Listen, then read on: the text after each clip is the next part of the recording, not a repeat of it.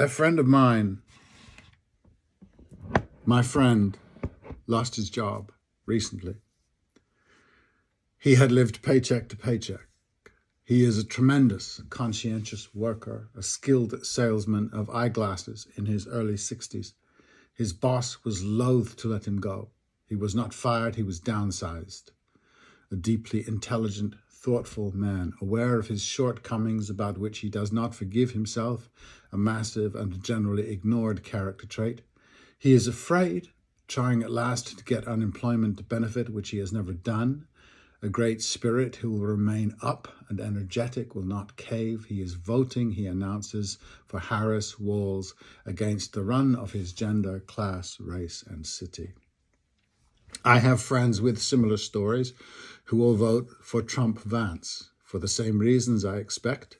They each believe the candidate represents them, and they do in the imagination, as people for whom the system has failed, the economy has failed, their needs are immediate. My first friend, as I said, has not caved. He doesn't blame anyone, any race, any immigrant, any gender for his misfortune. He does, however, as his constituency does, blame the Trump constituency. This does make him at least not Trumpist. His party demonizes differently. Harris, smiling, he hears her words. He loves women. He hears her represent something that includes him, values him, a big joyous possibility that looks like his own psyche, his own inner life. I live in the same world as he, but I am much luckier. Lucky. By birth and disposition, I have been more successful in a very personally rewarding career. I did not marry young and divorce badly. I don't have 2 children. His, by the way, are wonders and I believe great supports to him. My position re the coming election is utterly different. I should be voting Harris Walls. I am not. My needs are not immediate. Making rent, food in fridge. My car works very well. I'm engaged in independent work where I'm greatly valued. I have enough money to not worry. I'm also not a worrier, a huge asset in Western culture, which generates vast sums by dint of anxiety in its citizenry. I'm not voting for HW because I demand a team that cannot condone nor find a reason for genocide. Simple. At this time in history in America, I need a huge figure. I need Toni Morrison. I need James Baldwin, Ta-Nehisi Coates, Bernie Sanders, equal to her disease, more profound than Jill Stein, less eccentric than Dr. West. I need Norman Finkelstein and Brianna Joy Gray, Katie Halper and Aaron Mate and Chris Smalls. I need giants in my democracy for it to be a democracy because I'm lucky and privileged. In other words, because I'm lucky and privileged. I'm not wealthy. I'm not Elon.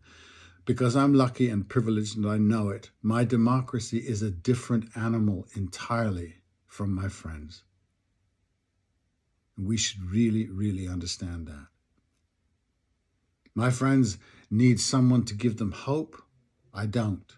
To create a sense of a just community. I have one. They haven't the luxury of demanding a just world, though they do that too. They just can't afford it as a deal breaker. I can and I do. With it, I demand for all Americans not the chance of opportunity, equality of opportunity, but the reality of enough. So when they vote, they can follow their great conscience rather than their tiny fear. Of course, neither political party has offered this, quote, socialism, since their candidates are dull folk who feel they have succeeded at something, fulfilled that most false of all achievements. A real estate huckster and a prosecutor? Ouch. I'd not accept that invitation, but then I don't need to. I don't need to see in them what is blatantly, obviously not there. I have the privileges of an anarchist, and I believe we all should. I'm not rich and free of not needing to be rich to narcotize other shortcomings. I have enough, and this is liberation above all the rest, singularly because it lets me know that the entire population can participate equally, that it is achievable and rational and not a threat to me. If you think about it, the greatest threat to an American is the notion of equality. That material life is not a lottery or a trip to Vegas, that none of us need to find satisfaction in unearned victories. I know the difference between luck and merit. I know my pal eyeglass salesman is my brother in essence, forced to choose an arrogant pop star who has exposed herself. I would have accepted all the Democrat Party mediocrity and artificiality, all the emptiness of their grinning elitism, had he said on October the 8th, love you, Israel, but you had it coming. We warned you. You know, we know from experience, but no, we're not supplying your vendetta. End quote. He didn't do that. Neither will she.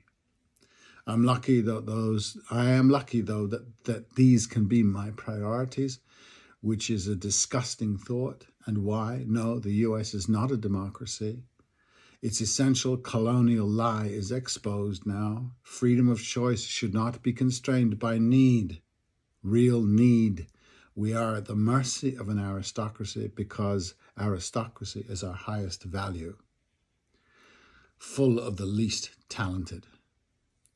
It may be that if we stopped needing delusion, we would stop nominating peddlers of delusion. Yeah.